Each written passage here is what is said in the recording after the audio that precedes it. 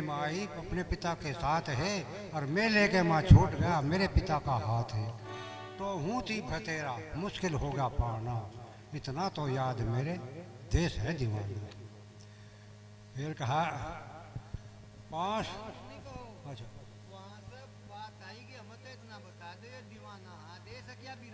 नहीं दीवाना देश है, दीवाना देश दीवाना है वो, बिराना नहीं। हाँ? तो उसको सामने रखे, महापुरुषों की चीज है, किसी एक की तो है नहीं।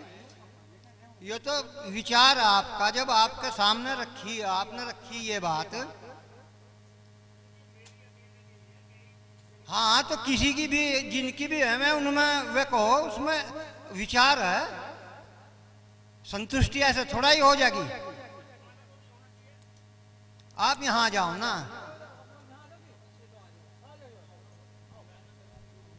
छुप जो अपनी इच्छा के धार, जैसे जिसको बता दिया जानता नहीं, और एक होता है जाचक, जिसको उसकी कुछ ना कुछ जानकारी होती है, और उस जानकारी की पुष्टि कराने के लिए ही वो यहाँ समाज में संतों में वो बात रखे जाती है कि ये बात मेरी पुष्टि हो जा कि ये है क्या, यही है या कैसा है।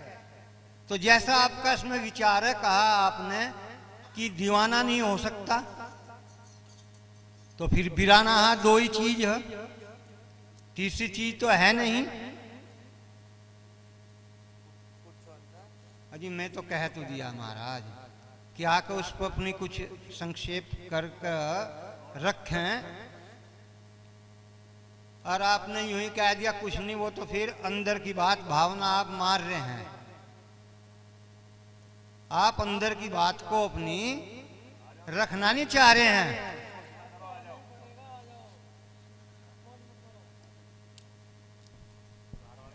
देखो जी सत साहेब, ये दीवाना नहीं होना चाहिए। जी जी, माइक में बोल लो। बात नहीं, माइक के बगैर सबको सुनाई दे रहा होगा। वैसे ये दीवाना नहीं होना चाहिए। बाकी तो जिसने बनाई है वो ठीक ही बनाई होगी, खैर सोच समझ के, ऐसा तो नहीं है कि मतलब उन्होंने गलत बनाई है, उन्होंने भी कुछ ना कुछ मतलब सोचा है जी। इसको किसी संतों की वाणी के द्वारा, किसी के उदाहरण के द्वारा, इसमें मोहर किसकी लगाई जी? नहीं होने का बेटा मोहर किसकी लगाई? 600 मस्ताने की जी। चलो फिर जब है तो नहीं ऐसे नहीं। तो अब ठहर जाओ जी, मैं अपना मेरा कोई विचार नहीं है, ना मैं इतना बड़ा विवेकी हूँ। महापुरुषों ने इसकी कई जगह व्याख्या की है, कहीं दीवाना कहा है, कहीं मस्ताना कहा है। जो महापुरुषों ने कहा, भाव दिया है, उसका भाव ढूंढना पड़ता है। बिराना किसको कहा है? किसी और का।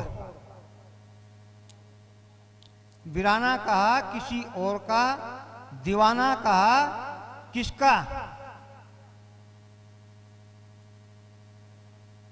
जो सब कुछ त्याग करके उसके मालिक के नाम पर दीवाने हो गए हैं, उसको दीवाना कहा है। मस्ताना का संतोष हो जन मस्ताना, मस्ताना टेक गए लखे परमपद, सो गुरुमुख ज्ञाना। दीवाना और मस्ताना होना एक होना है। ये जो देश है वो मस्तों का है। एक जगह कहा, देश गुरु का बाका है भाई, जहां हंस मुकत हो जाए। बाके का भी अर्थ ये है कि बड़ा ही टेढ़ा है, बड़ा ही कठिन है वो देश। दीवाना होना भी कोई सहज कार्य नहीं है, और मस्ताना होना भी कोई सहज कार्य नहीं है, बहुत कठिन है।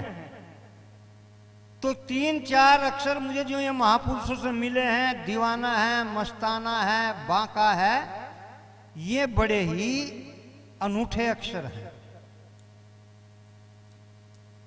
है जी। तो तो ऐसे महापुरुषों ने देश की बहुत वाणियां हैं। कोई दूर बतावे देशा, हमने समझ आप में देखा, तो समझना तो देखो यो आपको ही पड़ेगा, हैं जी। तो प्रेमियों, मेरा तो विचार ये है, समयकालीन जिन संतों ने भी जिन वाणी की रचना की है, वे अपने उस समय कालीन को बहुत कुछ सोच समझ करके की होगी। टकसार भी किया उन्होंने, और आज आप भी हम भी चाहेंगे किन्हीं भी संत की वाणी है, अगर इनमें से हम ही कोई वाणी बना कर कहने लगे और उसमें कुछ तुक भंग हो जा, संधि सही नहीं बैठे, अलंकार का सही प्रयोग न हो, तो आप इन्हों कह जाएंगे भाई ये मन गढ़ंत ना कहे कुछ भी, आप ही कहने लगोगे। तो ये महापुरुषों का अनमोल है। तो प्रेमियों, महापुरुषों का यो वाणियों का ही अमृत है। जिन्होंने इसको पी लिया उन्होंने अमृत पी लिया। कहीं वो नारा अमृत नहीं भाई, समुद्र मंथन हो जाता जब में 14 रत्न निकले थे, वो अमृत नहीं हो। यो तो वही अमृत है जो महापुरुषों की अमृत वेला, जो उनका वचन है, जो उनकी वाणी है, जिन्होंने उसे अमल में कर लिया, समझ लिया, ग्रहण कर लिया, उन पे चल लिए, तो भाई दिखे अमर हो गए। जिनकी भी आप ये गाथा गा रहे हैं, रविदास जी हैं, समनदास जी हैं, और तुम्हारे दादू साहब, नायक साहब, पलटू साहब, कबीर साहब, पुरुषोत्तम दास, जितने भी संत हुए हैं आज उन्हीं की तो गा रहे हैं हम, क्योंकि उन्होंने तो पी लिया। तुम्हें सम्मिलित हो, जब भी तो संतों की शरणागत हो तो पी रहे हैं। और वो तो आपको ही पता भाई, जितना जो कोई पी रहा। मैं तो कितना बड़ा जा चुकनी, न इतना बड़ा हूं कि मैं किसी को सोच कर बता दूं तो न कम पी लिया या न ज्यादा पी लिया। वो तो भाई अपने पिए का अपने आप को ही पता है। तो मैं तो महापुरुषों से कितनी भी वाणियों में जो सुना है, दीवाना कहा, मस्ताना कहा, इसी तरीके से जैसे मुर्शद कहते हैं, गुरु कहते हैं, सतगुरु कहते हैं, अलग अलग शब्दों की व्याख्या महापुरुषों ने की है।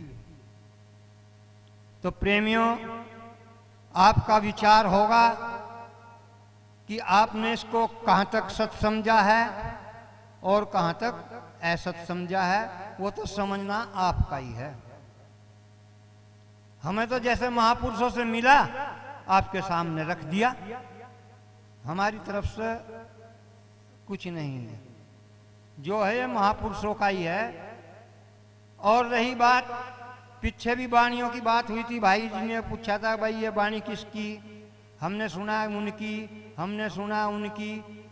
कितनी वाणियां ऐसी हैं जिन उनका भाव रहा एक, वे तो एक जगह बैठ करके सब अपनी मिलोनी कर लेते, पर हम एक जगह बैठ कर अपनी मिलोनी हमारे पर ही नहीं होती।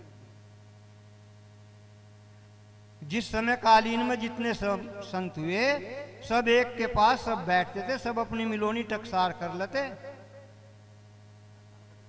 और हम ही नहीं अपनी बैठ कर टकसार करते, हम ही खिंचातान में बढ़े रहे।